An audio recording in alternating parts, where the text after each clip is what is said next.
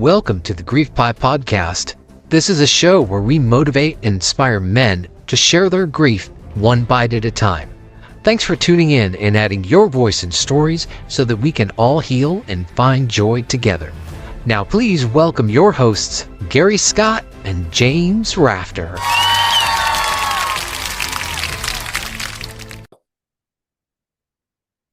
Hey guys, it's Gare, and welcome to another episode of Grief Pie.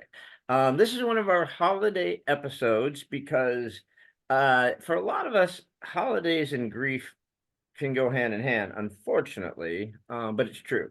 Especially when we have lost a loved one like, Jim has and I have. It's sometimes tough to get into the holiday spirit. When that person who held it together isn't there anymore, sometimes they just don't have, the same meaning as far as the holidays. So Jim and I wanted to reach out there to everybody, just let you know we're all a lot of us are going through the same thing. And we're here. We're here to you reach out, go on the Grief Pie site, email us, text us, DM us through there. I don't know what all that stuff is. I'm not a techno guy. But Jim, you kind of were going to lock down for the holidays because this is only your second one without Jen. We all beat the crap out of you not to, and then you went and pulled the Jim and went way over the top. I just said, don't stay home for Christmas, go to Hooters and have some wings or something, but you went way over the top, bro. So why don't you tell us a little bit about the Jim on the road with Jim? Yeah, thanks, bud. And thank you for really pushing me this year to get out of my space and get on the road. As y'all might see, I'm not Professor Gary. I don't have, the library and the candlestick. But I am in a hotel room, traveling across the country, um, getting out of my head. Last year was really, and this is a passion for me, and I really wanted to get this out there for everybody because whether you're 9 years into it like Gare or really your first year for me being conscious because Jennifer died and was buried, last fall. So holidays last year were just a blur. This is the first one for me that's really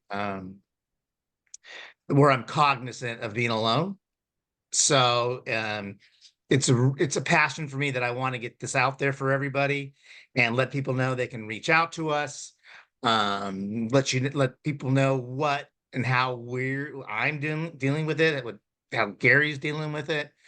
Because there's no right or wrong answer. It's just doing something other than hiding. And my plan had been to just hide this year. I didn't decorate. My wife Jennifer was a big holiday decorator when she was alive. So we always had, whether we were living in a motorhome or house in Bermuda Dunes, we always decorated to the nines. And this year I was like, I don't want to do it. So a little bit of hiding.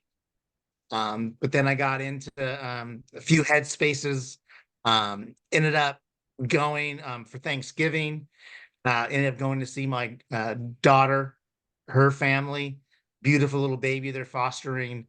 And instead of just a hotel, I stayed at an Airbnb, and it was a ranch in Arizona. So they took a part of the tack room and built a bunkhouse. And these are rodeo people. They do junior rodeo and calf roping. And so I got to spend 3-4 days, when I came back to the bunkhouse playing in their arena and the rink at night, You even had shiny, pretty new cowboy boots. Well, I just had got my Tacovas all shined up and resold, and that just destroyed them in like 10 minutes once I got into the poop and the pasture. And if you may see him there in the background, but Finnegan's my partner in crime. We travel everywhere. He's my service dog, and he got to meet horses for the first time. So it was, it fueled me that I was able to get out of my headspace and find a fun outlet. Again, there's never an easy way to be alone, but there's always a way to manage it, mitigate the loneliness if you will, and find the fun. And Yeah, that's what. there's something about that. I mean, the challenge about when you've lost someone either through divorce, death, whatever, kind of like we've have, and you've had, more than your fair share.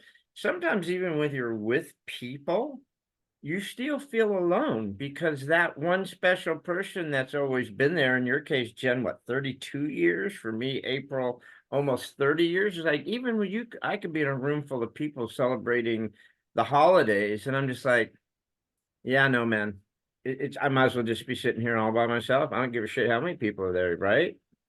Oh, 100%. Yeah, 100%. I know how you love how I say that. So we will hear the word every time you guys hear me say 100%, take a shot. We'll do Andy Cohen on this thing. Oh, wait, no, I'm supposed to do this. I'm supposed to do that when you do 100%. An angel gets its wings. Those of Only you, do a shot. those those are the you in the program, grab some milk, grab a bell. But I Grab am a going to say shot. 100% many times in our podcast. But even so, we'll go back to Thanksgiving. Um, uh, my son-in-law's family had his parents and sister came out. And so we were all together for Thanksgiving. But you always feel like you're the fifth wheel because you know what I mean? You've got my son-in-law Corey, his mom and dad, his sister, they're all a team. Sam's their team now. And Jen loved these guys and loved my son-in-law. Um, and so there's always that underlying little pinch of you go home eventually, they're all together, and you go home to the ranch. In my thing for Thanksgiving to the bunkhouse with Finn. There's only so much spooning I can do with a 65-pound dog. So, He's um, and I know you're a little kinky, but he's a biter. He's he a is decent not a nipper. fighter. He's a kisser, and he just likes to nibble. I know. And you spoon so well, the two of you. It really is it's beautiful, man. I'm a dog lover too. I got it. Fine, right? So that's kind of the background of where my passion has come from, right? I made the decision to get off my keister and get out to Arizona, uh, and then got talked into this crazy adventure I'm on, which I'll just give everyone a quick background. Is My sister lives in Atlanta, the Atlanta area, and she was one of the ones that said you can't stay home alone. So I was like, well, I'll get out there. Um, and I'm lucky. And this is kind of the other reason what we're doing this for. I'm really lucky.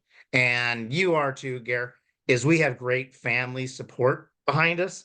And that's really important, is to not give up on your family support. I think sometimes when we get into these head spaces, bad spaces, we want to just curl up under the covers and give up on all that support that we have available to us.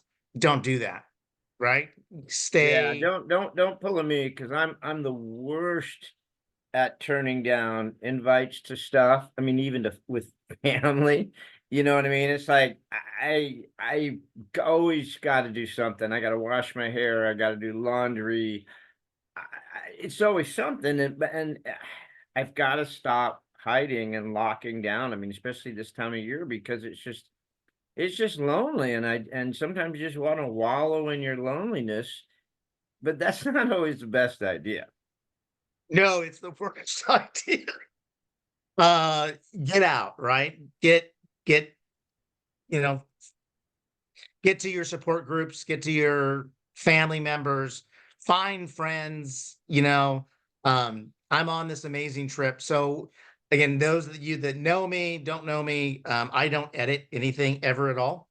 I am either at 0 miles per hour or 250 miles per hour. There is And no.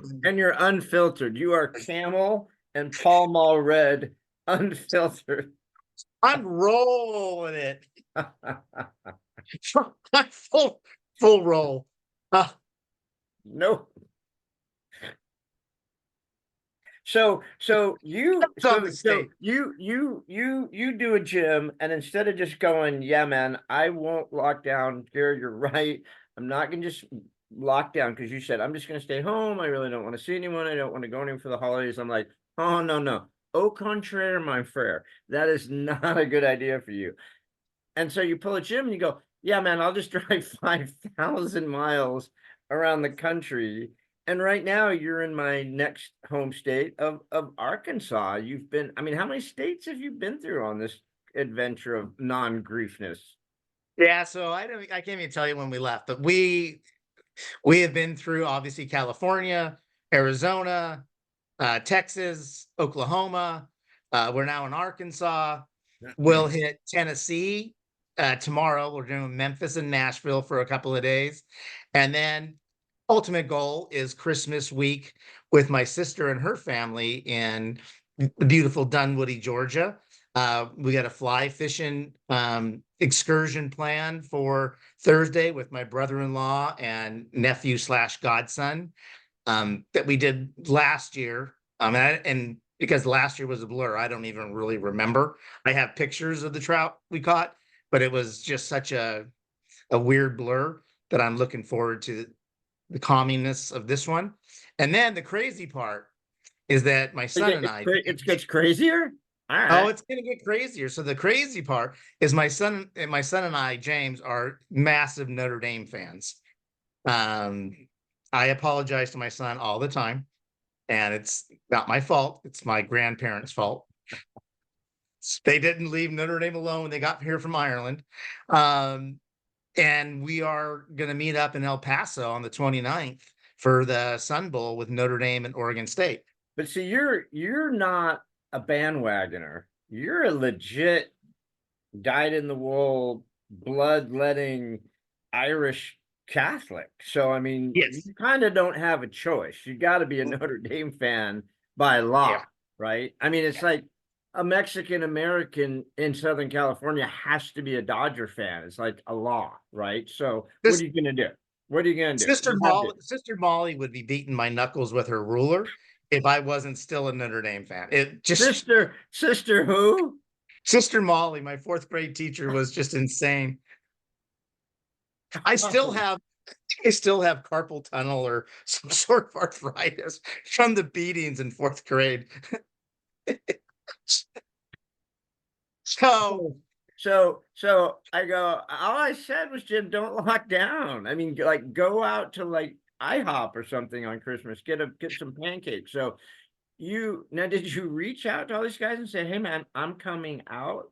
I want to see you. I want to spend time. And then you booked the tickets to the game, which probably wasn't easy to get and all this stuff. I mean, there's a lot of planning in that. That had to really, I mean, Jen's only been good. This is kind of like your first Christmas without Jen because I mean, she passed in September, right? yeah. Of last year. So, I mean, that doesn't even count. I mean, it's such a blur. Those holidays don't even count. You're probably still numb. So, this is kind of like your first, real holiday and Christmas without Jen. It's a massive void after 32, 35 years, right? Oh, it's huge. It's huge. And there's so many things going on.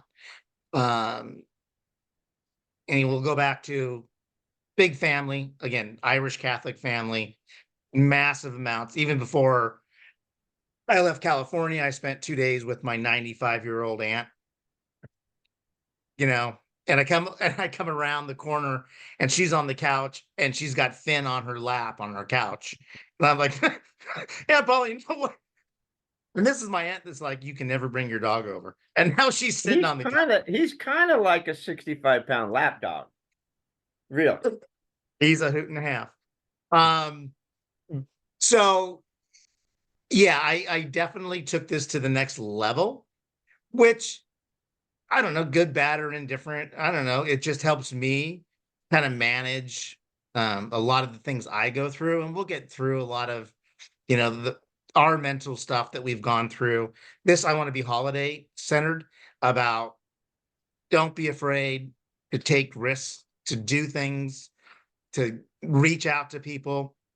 Once I get done with Notre Dame, I'm up to Sacramento. I rented an Airbnb in Sac near my son because his girl and they have my granddaughter's first birthday party on the 7th of January.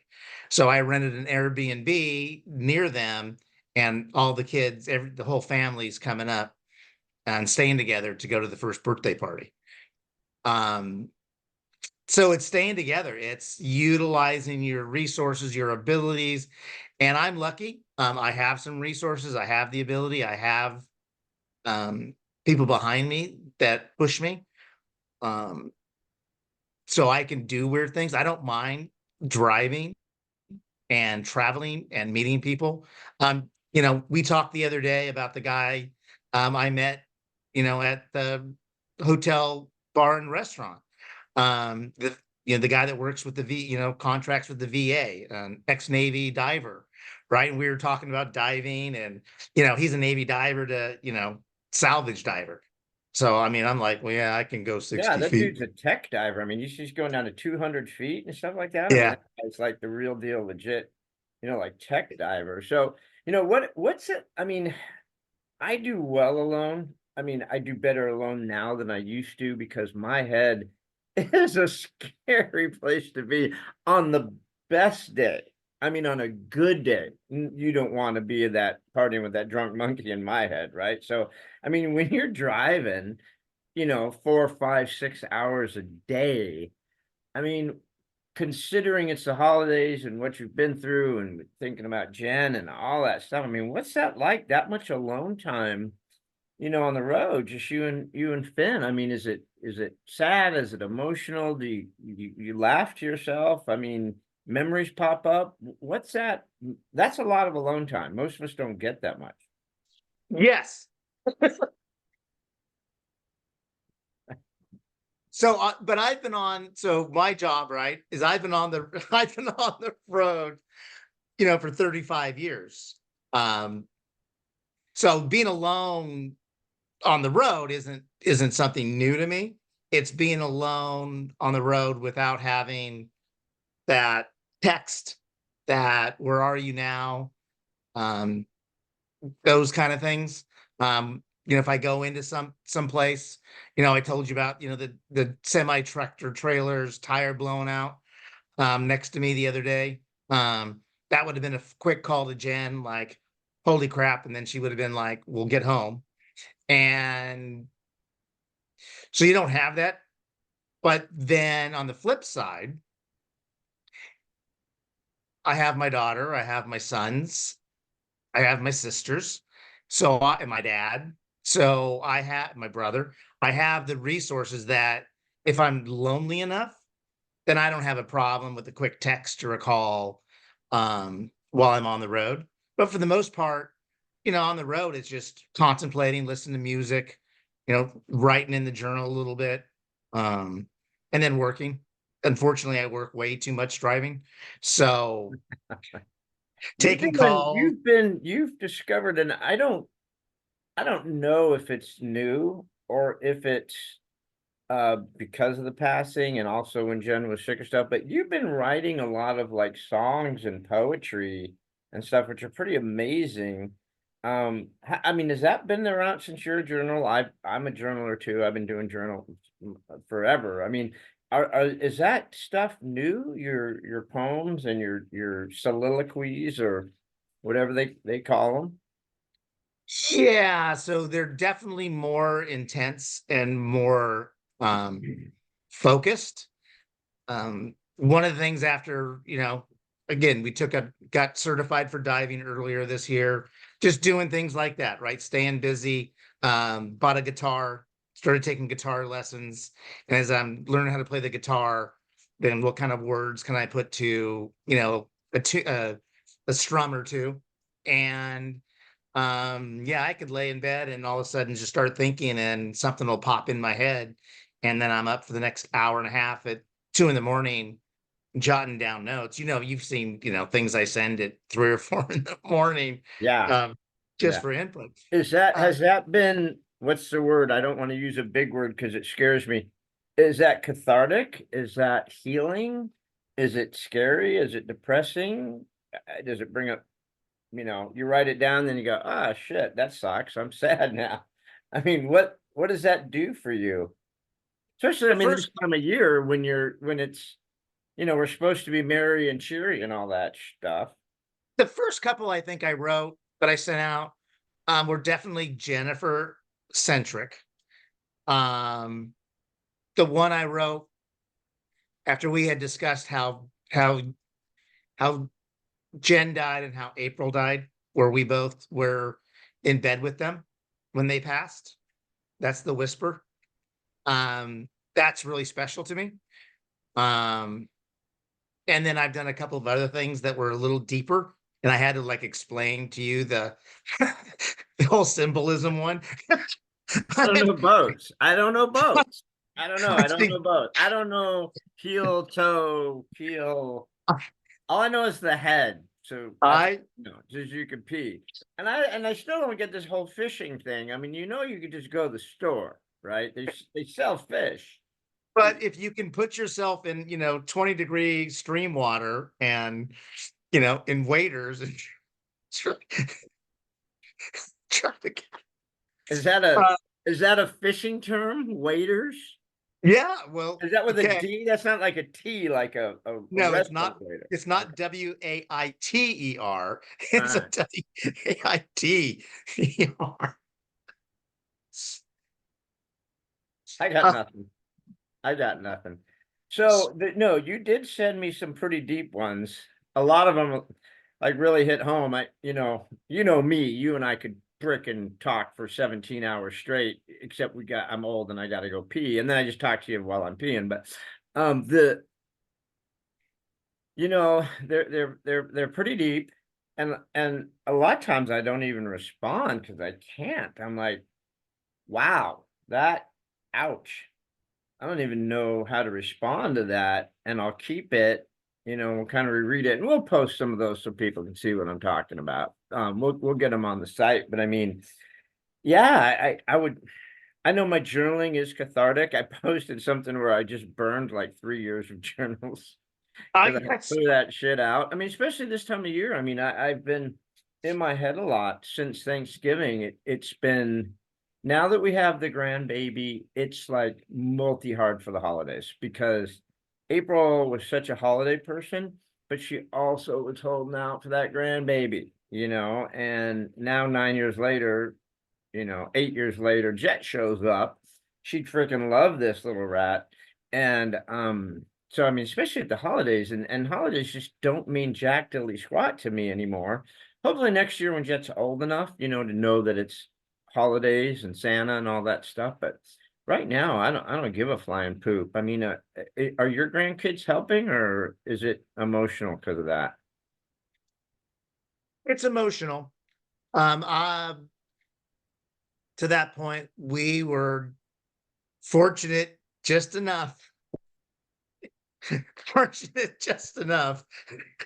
Should I go Dean Martin on this thing with my coffee cup? Hey, that's tea. It's green We tea. Well, greenish, we more brownish green, but I we drink green tea all day. But we no, were seriously, I we mean, were fortunate. when those little babies, when you see those little babies, and Jen would just be like all Yeah, over, and April would so be like all over. I mean, at the holidays, tough. we were fortunate that we had done the last big family trip after Jen had gotten her pain management surgery, and she had one last push in her last summer, and we went all to San Antonio together via train, which is going to be a whole different podcast on families and traveling because Yep. people you can't please anyone ever, but David and his girlfriend Denise were able to reveal that she was pregnant with baby Adrian. So Jen knew that she was going to be a grandma. She had something to try to push for.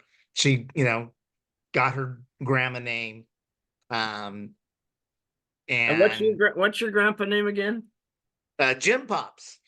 I'm the Jim Pops. She was Lollygram, and So she got, she had that smile.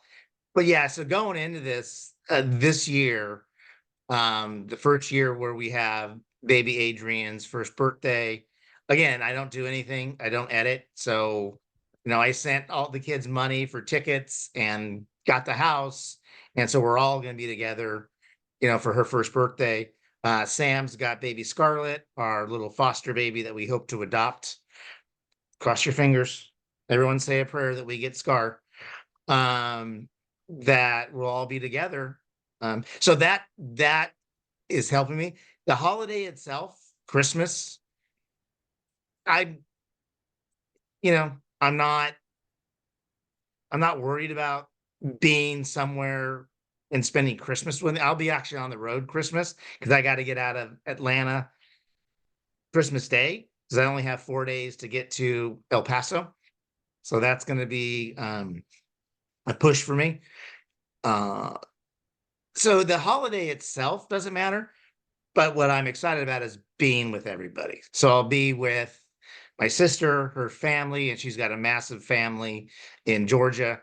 We'll all be together, fly fishing with my favorite brother-in-law. My brother-in-law, I shouldn't say favorite because I got another one.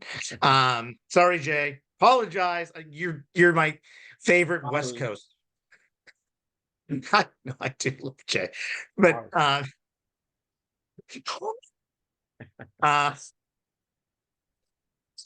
but being with everybody, being with my godson and my nephew, and fishing, and we're gonna go back to the same river as last year, and you know, catch some trout, and just that excites me. I'm excited. I'm excited about even being alone.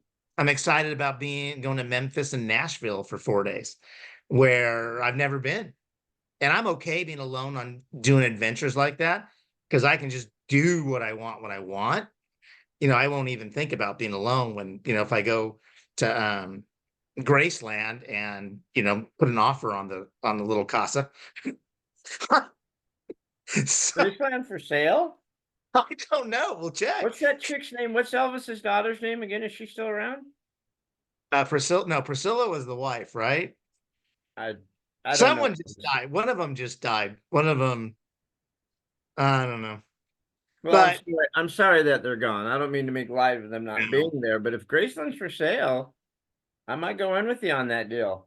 Actually, Alicia's been there. She said it's a lot smaller than she thought. You that's hear that's all this, that's thing, and then it's like, not that great. But so are the kids going out all out for Christmas?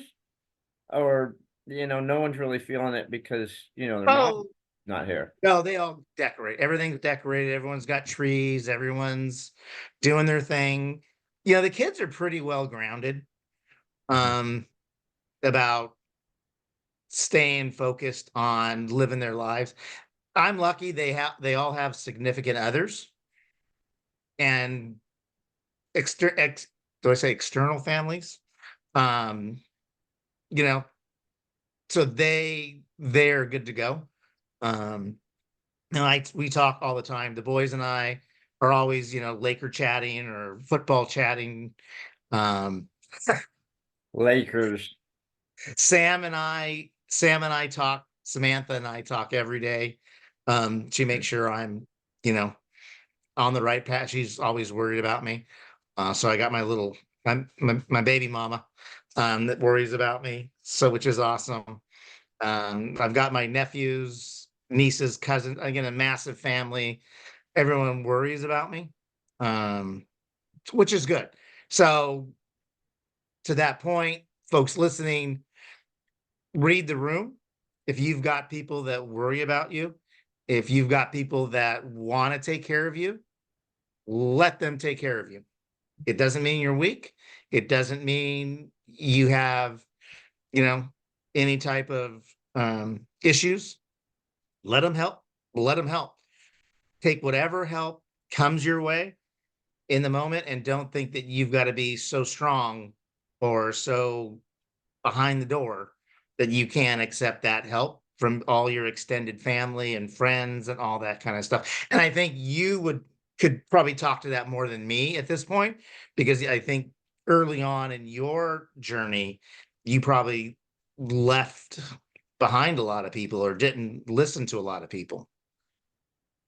Well, that's a whole nother shit show, but or podcast. Um yeah, April passed December 8th. It's So rough. it was raw, and she has a huge family. Man, those Colombians breed like crazy. So I mean, we would do a at Charlie's house, and then it kind of expanded to other family members. We'd do a big Christmas Eve. I mean, literally like 75, 80 people. It was a blowout. And I have like two family members, so I don't comprehend any of this stuff, right? But it'd be a blowout, and I love all their family. I'm still super close with almost all of them. And so when she passed, we all kind of said, let's not do it this year. Because it was kind of a shocking when she passed. We didn't expect it, although we knew she was really sick, but we didn't really expect it. So, but we went ahead and did the first Christmas, just like, I mean, what is that, 13 days afterwards or whatever?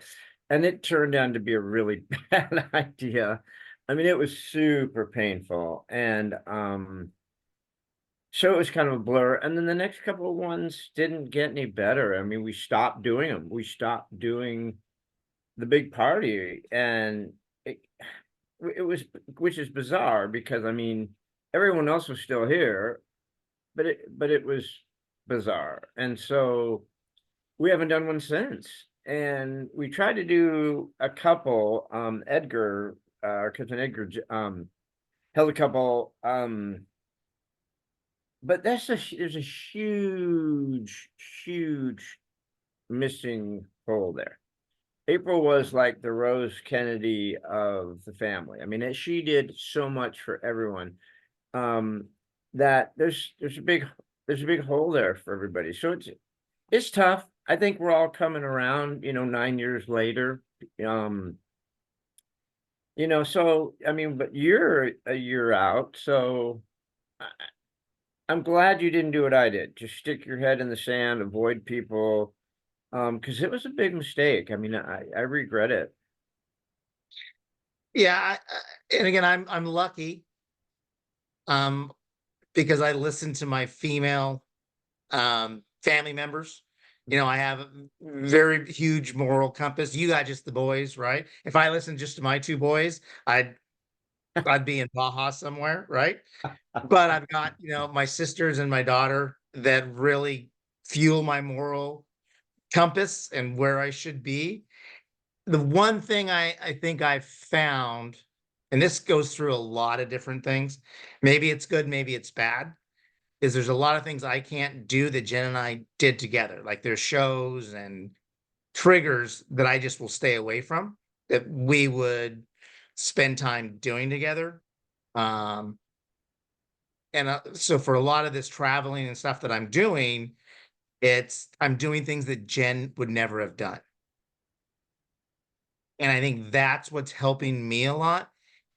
And not that I don't miss Jen and I love her, but I'm trying to use this space positively in doing things that Jen would not be in a car for 30 days driving a big circle around the country.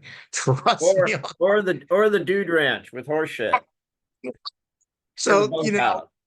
so if I'm doing something, I'm going, what is the exact opposite of what Jen would have done, right? Jen, we would be first class flying, and at the West End or something, or the W downtown Atlanta. So that's not me. I can be in a bunkhouse and, the Best Western along the side of a road. I don't care. The other day, where were we? We were in Gallup, New Mexico. It's 8 degrees at 6 a.m. and Finnegan's got to go poop. No. Don't you travel with like a litter box for the dog, or is that only a cat thing? I don't know. So I've got to get fully dressed to get him into the parking lot to poop. And as I'm getting dressed, can you he's like poop? calling me. Can you pee and poop when it's 8 degrees? I It's don't know if steam. my There's schmecky a would lot even of be steam. worth. It's a lot of steam. He can poop anywhere. He's he's good at pooping. He's a road dog. He just hops in the back of the truck and How long have sits you there. had? How long have you had Finn as your He companion? turns. He just turned 5 or 6. I think he just turned 5. Ask him while he's licking himself how old he is. How old are you? I think he just turned 5, and we got him at 6 months. So we've had him 4.5 years. We got him And right before Jen got diagnosed. oh, okay. Mhm. But now he's become like your service dog. He is a He's registered become like service dog. your Yeah, yeah. yeah. If I didn't have him, right, I probably wouldn't get out of bed in the morning a lot of times. So I've got to get out of bed. I got to take care of him. He's kind of like that thing I have to do. So another little nugget of advice as we're talking about holidays and getting through some of the challenges of moving on from different things is give yourself, don't be alone. Give yourself a reason to live. And so every morning at 5:30, this kid's got to get up. When we're on the road and staying at the Hampton Inns, he needs his scrambled eggs and sausage. Right? If I don't go down and bring up his scrambled eggs and sausage, he's mad. So Does he and fill out, does he fill out the form in the morning and have so you'll have it prepared when he wakes up after his poop? Or yes. that's the other thing. I mean, this is one of the first times in my life I haven't had a pet. And we've had horses, chickens, Yep. goats, dogs, guinea pigs, snakes, rabbits. I mean, everything you can have, we had at the ranch. And so, I mean, so during this whole 8-year process, 9-year process now of what we've been through, we lost Mandy. We had brother and sister golden retrievers, and we lost Mandy, and then she passed peacefully under a tree in the backyard, which is Aw. a trippy story about that. But and then I had to put Jeter down, which was brutal. A friend had to take me, and I laid there while they put him to sleep with him. I didn't want to leave the room. I held them in my little armies, and they put him to sleep, and got a picture of it, which I didn't know that they were taking a picture, but they sent a picture of that. And it's a cherished picture because Jeter was my boy. Mandy was a pain in the ass, but it was his sister. So, but yeah, I mean, so not having that either there was no one to come home to. And that's another story for another podcast. But you're doing well. I'm happy. You didn't do what I did, which was lockdown. I mean, you're out, you're doing it. I think that's the message that we want to send today for folks is, as tough as it is, as much as you want to wallow or you want to go down that rabbit hole or you want to drink or smoke or whatever you want to do to numb out the pain, because the holidays can be so brutal, don't do it. Don't do it. Accept those invitations to go somewhere. Friends want to see you. You're not an obligation at this time of year. You're not going to be a downer. You're not going to be the third wheel or the fifth wheel, whatever. You're gonna be around people who love you. They want you to be there. They want you to share, in their happiness, because they know it's hard to find right now with the grief around the holidays. Oh, 100%. Again, another nugget. Don't be afraid to share. Don't keep it inside. I'm not ashamed to tell people that I lost my wife to cancer. I'm a widower, You still uh, wear your the pin for Jen? I still wear my pin for Jen every day. Yep, Oh, this one. there it Yeah. is. Jen's wings. Um, but don't be afraid to share. Utilize, again, I've said it before, utilize every resource. Don't, there'll be times when someone will come in and they'll want to say, "Oh my God, I'm so sorry." Just be okay with that. Just say thank you, and it's okay. I'm working through it. You don't have to be sorry. You don't have to feel all sad. Um, I'm working through it, and work through it. That's the whole point of what we're talking about right now, is that we are learning how to work through it in a positive, funny. Um, I wake up. One of the things I make sure I do, if I call my brother's office or I call a friend's office, is their staff knows I'm on the phone because they're laughing, or my brother knows I'm on the phone because his secretary's laughing her keister off, right? So I'll talk to her for 3 or 4 minutes and just get her riled up laughing before I get to my brother. And that makes me feel good, right? Is that I'm not giving up on making people laugh. Um, Not to say that I don't have bad times, that I struggle. Um, but I'm working on all those resources and avenues to get through those quicker than I used to the last few years. Because the caregiving years were really hard. Those were probably tougher than these years, right? I mean, the holidays during the caregiving years were probably the most brutal. Um, when we couldn't do everything we needed or wanted to do. These are probably easier to get through because it's just me. It's lonely and sad, but the caregiving years and holidays, man, we could probably do a whole nother podcast on that. But Yeah, I mean, um, we spent Thanksgiving at Eisenhower Hospital, which they do an that's right. amazing Thanksgiving dinner, by the way, and it's free. They give it out. They don't every time else it's like super expensive 5-star restaurant at Eisenhower Hospital, but Thanksgiving they put out a bunch of food. It was amazing, but she couldn't eat, so I got 2 Thanksgiving dinners. But I mean, it was spend Thanksgiving in the hospital. It sucks, and that was not fun at all. Although that wasn't the worst Thanksgiving I've had because there's been some bad ones since she's passed, but at least I was there with her and we shared our Thanksgiving together, away from the family, but at least she and I were together and that was tough. And the weird thing is, I don't know if you're having it, but I mean, for years after she passed, because so many clients that we still share, with real estate, because she had a huge property management business that we've taken over. But the people who would say, "Hey, say hi to April," or "How's April?" Like I talked to April, and it's like, well, she died. I mean, do any of your clients still ask how Jen's doing or what's going on with Jen, or did they not know? That's really funny. Um, for the most part, I've got clients that we get talked to. I've got clients that one guy that's, in his 80s and dealing with his wife. He's caregiving his wife in dementia. So we'll have chit chats. Another lady, a client. So I've got clients that are dealing with caregiving and stuff that again, I'm not shy, so I'll bring stuff up. But to that point that you just brought up, I was in Bermuda Dunes, Palm Desert, uh, last week on my way out east, and I stopped in at my post office box by Albertsons. No one in the world will know where that's at, but Welty's. Um, Right. Plug for Welty's. And the manager, Stephanie, comes up and she's giving me my mail, so I don't have to pay for her to ship it to me. And she's like, "How you doing?"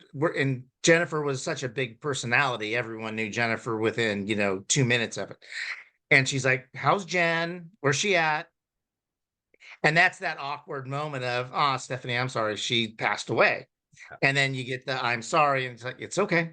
We're going through it, you know."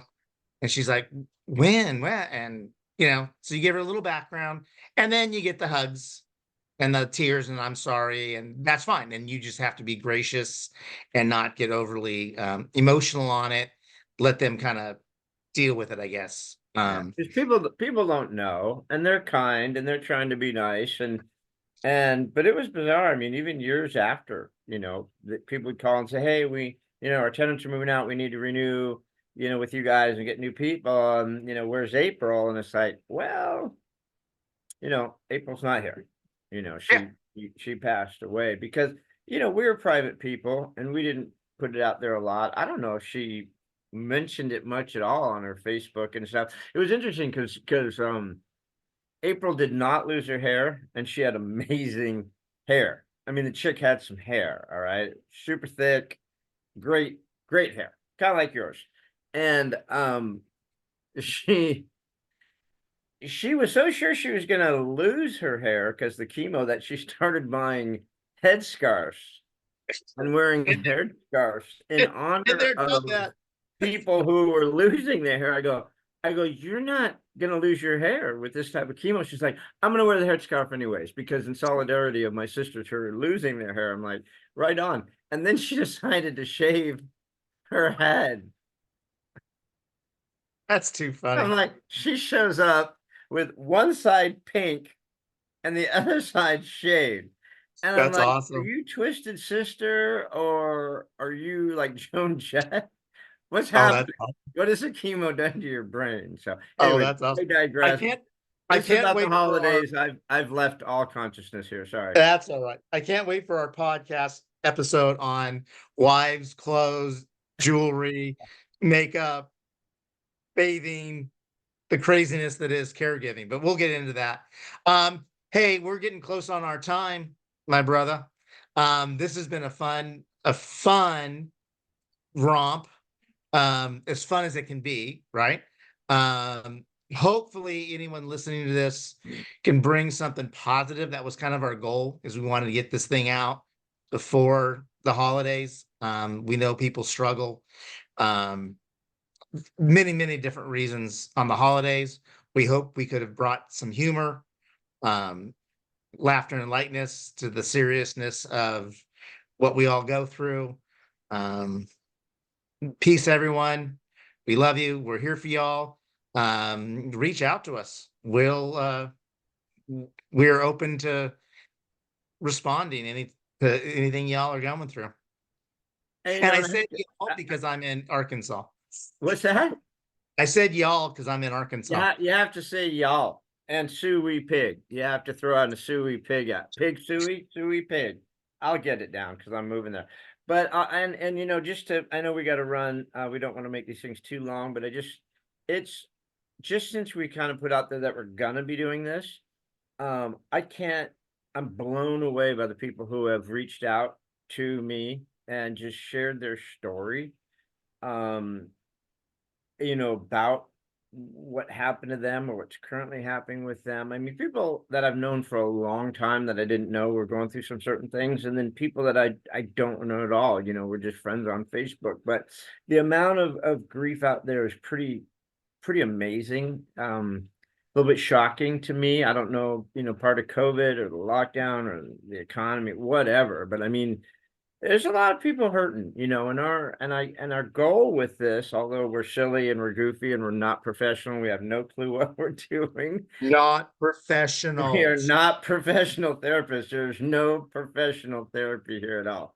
We're not professional anything. Disclaimer one. But I just think, you know, we just want to reach out to people. I mean, I love you. This has been helpful for me since you and I just started talking about the stuff, since you were so great to reach out. I hope it's been helping you to kind of get through this. And I think if we can engage in people as we go further with this, figure out a way with technology to reach out to people, because I have no clue. And just whether just on Facebook when we post these, through the comments, through private messaging, whatever it is, until we can get some sort of give and take thing. I mean, we really want to reach out to people. We really want to give people an outlet to share their grief, share their stories, heal with us, and I mean, and share. I mean, that's really what we're trying to do in just a goofball kind of way. Right. Never feel like you're alone. If you feel like you're alone, reach out to us. Yep. I don't ever want, that's what happened to my brother. He got caught up in being alone, in his head, and it cost him his life. I don't ever want that to happen to anyone, ever again. So please don't feel alone. Yep. Um, And it's not just about cancer. I mean, it's about, and it's not just about grief. I mean, it's about, you know, being a caregiver, you know, like my diagnosis with cancer, your brothers struggle with addiction and loneliness, divorce, people hurting with the economy, losing homes, losing business. I mean, there's a lot of different areas. We don't really want to just focus on the cancer, although that's what we kind of know, but we've also have a lot of other grief. I mean, shit took a real tankers when April passed, and I know your brother passing was really painful. Your mom passing. I mean, you had a lot of stuff there. So that's kind of what we're doing. And then I don't want to make this too long-winded, but so I love you, my brother. We're gonna put this out there unedited, the unfiltered version. This is raw. And Don't so, tell me raw. folks, this is kind of what we're doing. We hope it's not too stupid, not too raw. It is a deep subject for both of us. I love this guy. I know what he's been through. We will share a lot of that coming up. But yeah, let us know what you think. That guy or this? All this- right. this I guy? love you, brother. Talk to you on the flip side. You got it. Thanks, Jim. See ya. Grief Pie. Check it out, .com. guys. See ya. Bye. This has been our weekly broadcast, brought to you by the Grief Podcast Studios. We can be found in audio-only format on all the popular podcasting platforms. Remember to like and subscribe and to hit that alert button so you don't miss any episodes. Thanks again, and until next time, treat yourself gently. And don't bite off more than you can chew. Healing is a process.